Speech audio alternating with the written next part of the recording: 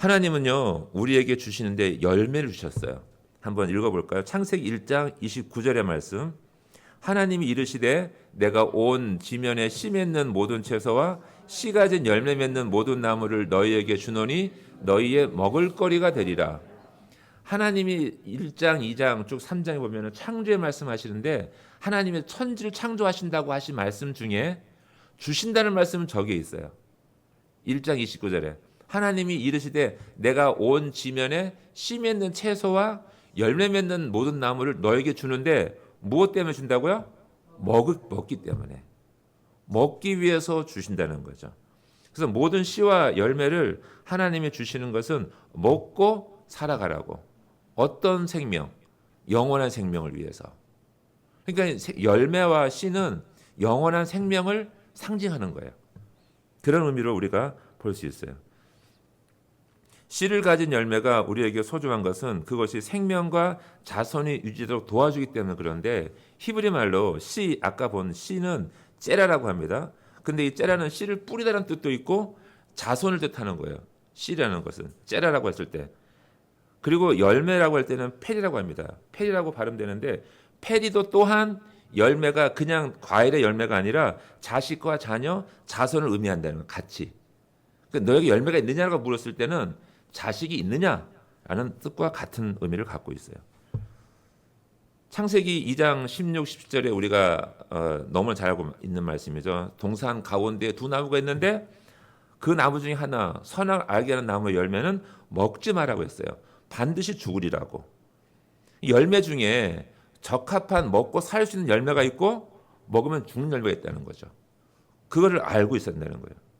그래서 결국은 좋은 열매를 많이 먹는 사람은 영원히 살고 나쁜 열매, 악한 열매를 먹으면 죽는다는 것을 알 수 있는 거죠.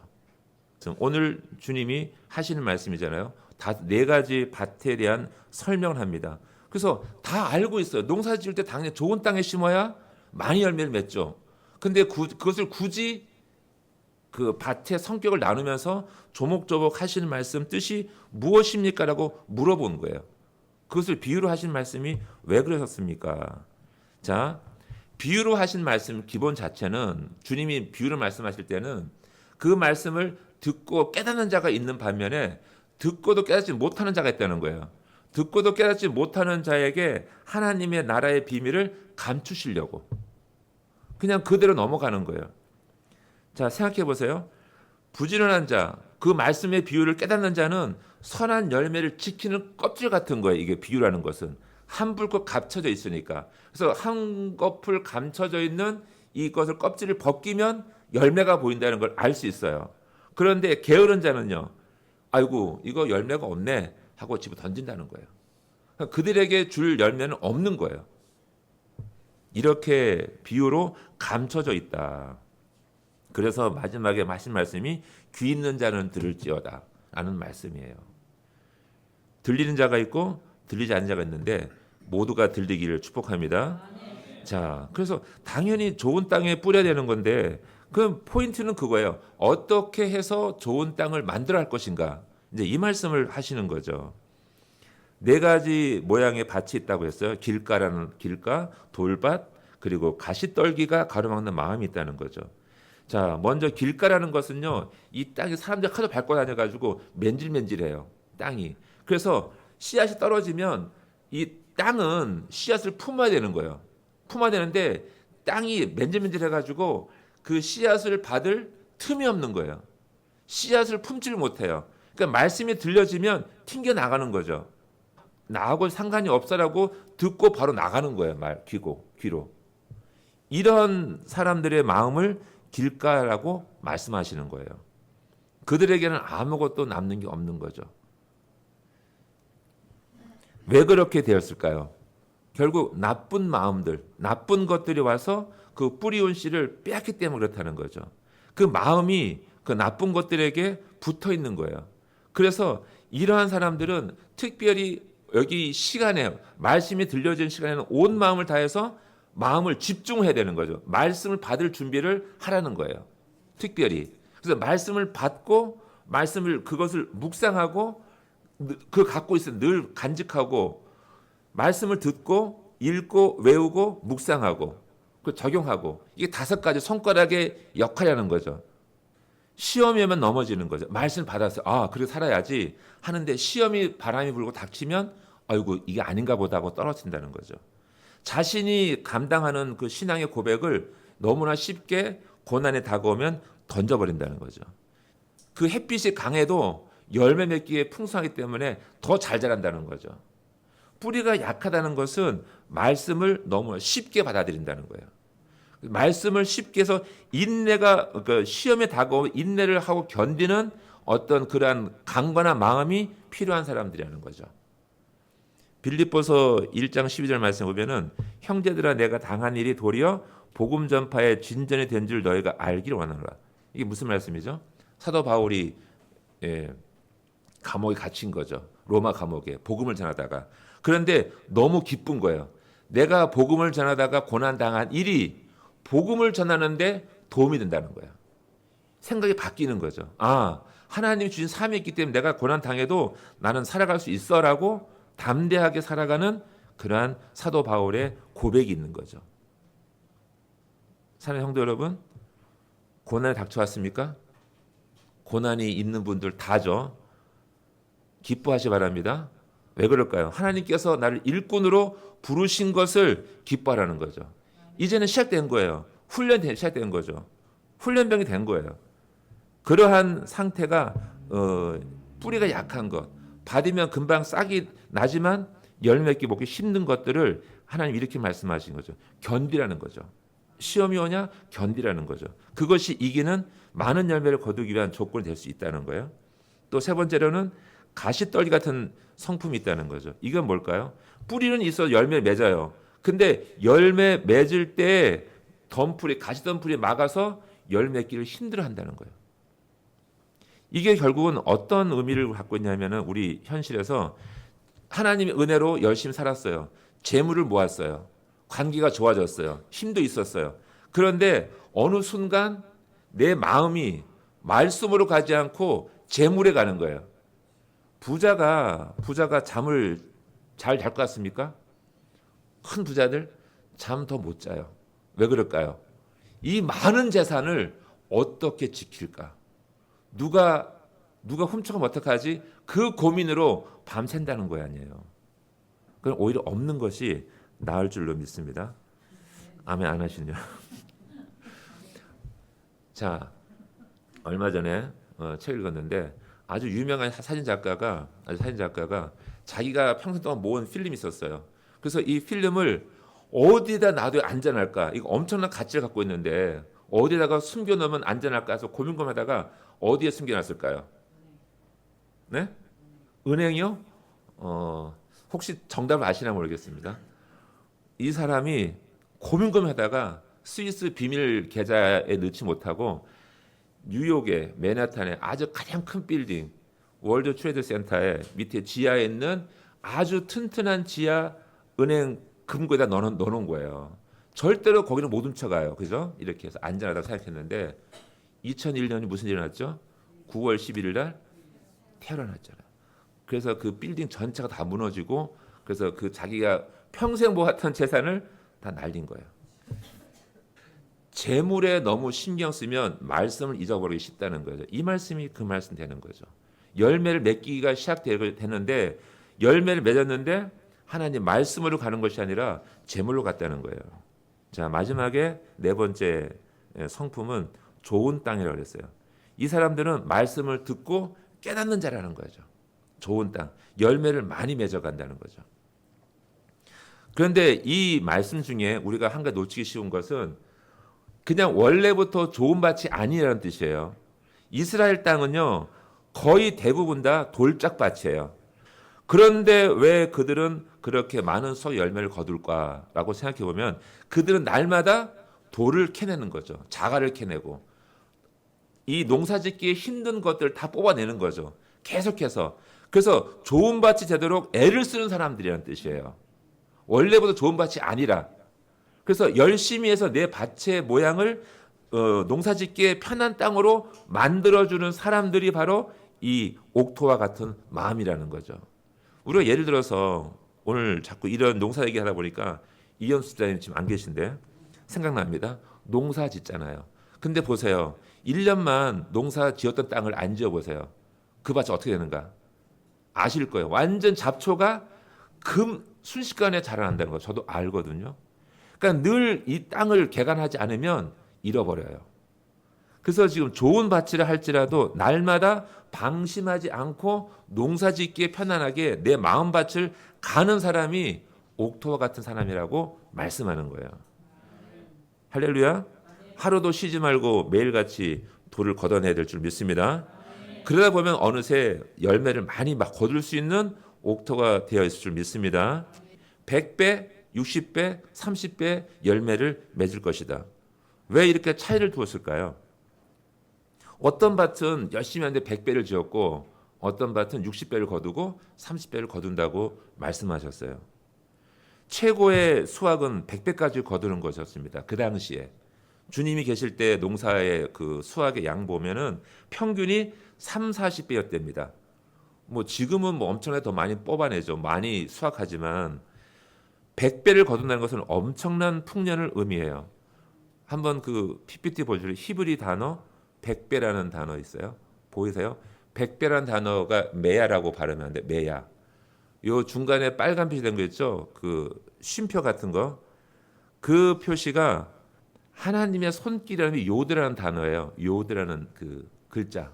알파벳 중에 요드라는 단어가 저거는 손 꽉 움켜잡은 손인데 하나님의 손을 의미해요. 저 단어 중에 메라는 단어 중에 하나님이 꽉 움켜쥐은 손이라는 게 포함되어 있어서 100배라는 단어는 하나님의 은혜가 아니면 이루지 못하는 열매라는 뜻이에요. 저건 제가 발견했어요. 아, 저 메라는 단어 속에 여기에 하나님 손이 있었구나. 전 어디에 해석이 없습니다. 그건 제가 저 주관적으로 생각한 거예요. 자, 30배, 60배는 거둘 수 있어요. 사람의 힘으로. 근데 100배라는 단어 메아 속에는 하나님의 은혜가 있다는 거예요. 그래서 하나님이 도와주셔야 이룰 수 있는 그 수확의 열매가 100배라는 거예요. 자, 이삭은 하나님의 은혜를 어떻게 받았습니까? 이삭이 100배의 수확을 거두었다고 성경 말씀에 기록되어 있어요. 아브라함의 자식이었고 약속의 자녀였으며 믿음 좋은 자녀의 표본이었어요. 이삭은 농사를 잘 지었습니다. 많은 밭도 가지고 있었고 또 소와 양들도 많았습니다. 큰 부자였어요. 그래서 블레 사람들이 시기에서 우물을 막고 흙으로 메워버렸다는 거예요. 창세기 26장 18절 말씀 볼게요. 26장 18절에 그 아버지 아브라함 때 팠던 우물들을 다시 팠으니 이는 아브라함이 죽은 후에 블레 사람이 그 우물들을 메웠습니다. 이삭이 그 우물들의 이름을 그의 아버지가 부르던 이름으로 불렀더라. 이 사건을 아십니까? 지금 이삭이 열심히 농사짓고 밭을 일구고 하고 있는데 농사 재산이 많이 불어났어요. 근데 같이 있던 블레셋 사람들이 시기에서 쫓아낸 거예요. 이삭을요. 그런데 이삭이 왜 그 우물을 양보하고 자리를 떠나올 수 있었을까라고 생각해 봤어요. 그것은 바로 뭐냐면 아버지 아브라함이 팠던 우물을 기억하는 거예요. 지금은 없어졌지만 어딘가에 땅을 팠던 그 지점까지는 알 거 아니야. 지역을 하기 때문에. 거기 가서 다시 우물을 파는 거예요.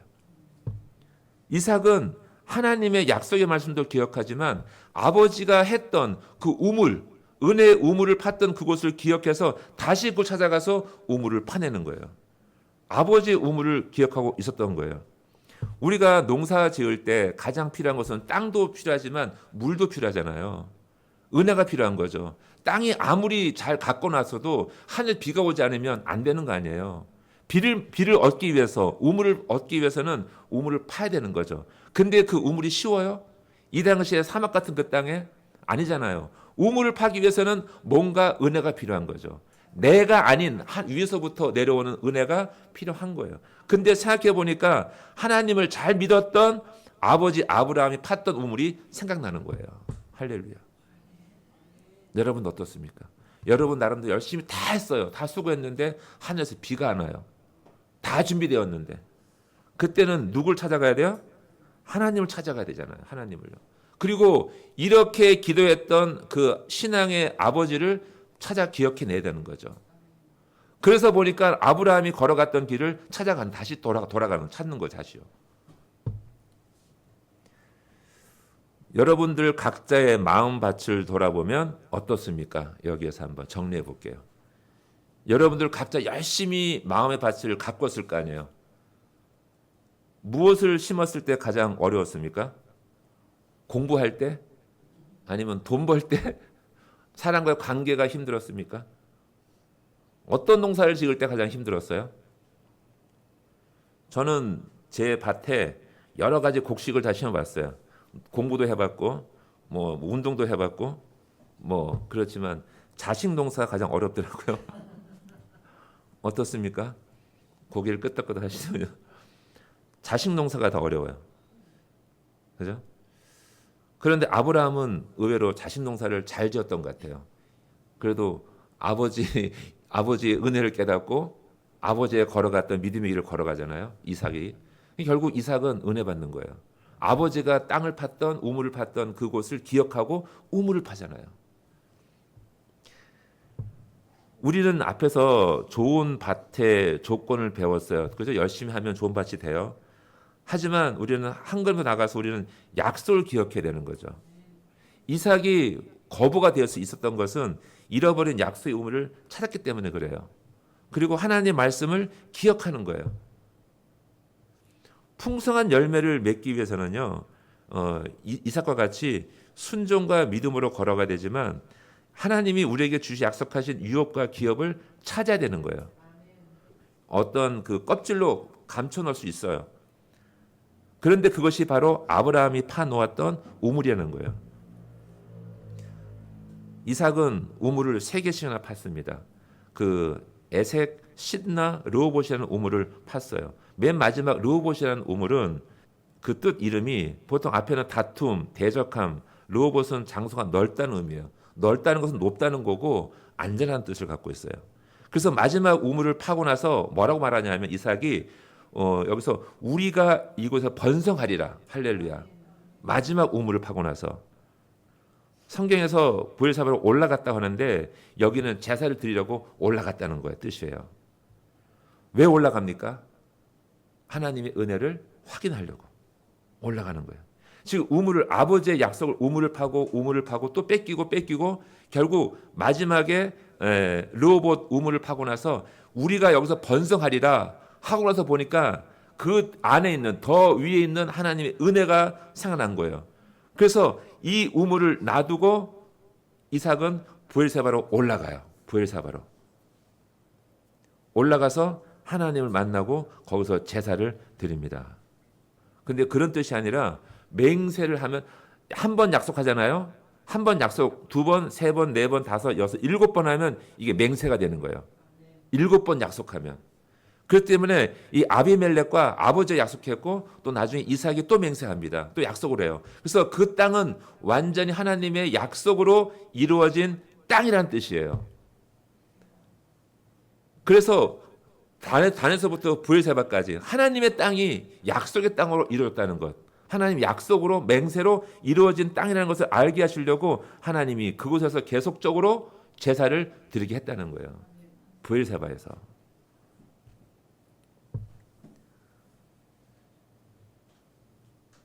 우리는요, 정말 약속을 믿어야 돼요. 먼저는 하나님의 약속을 믿어야 돼요. 그리고 하나님이 우리에게 주시겠다고 하신 그 우물, 쉽게 말하면 우물이죠. 우리로 지금 말하면은 능력과 권세와 아마 지혜와 재능일 거예요. 기술일 거예요. 실질적으로. 그것을 하나님 주셨다는 것을 믿고 하나님 뜻대로 키워가는 것. 그리고 좋은 밭에 좋은 열매가 날 수 있도록 날마다 말씀으로 가꾸는 것. 이것이 필요하다는 말씀을 하고 있는 거예요.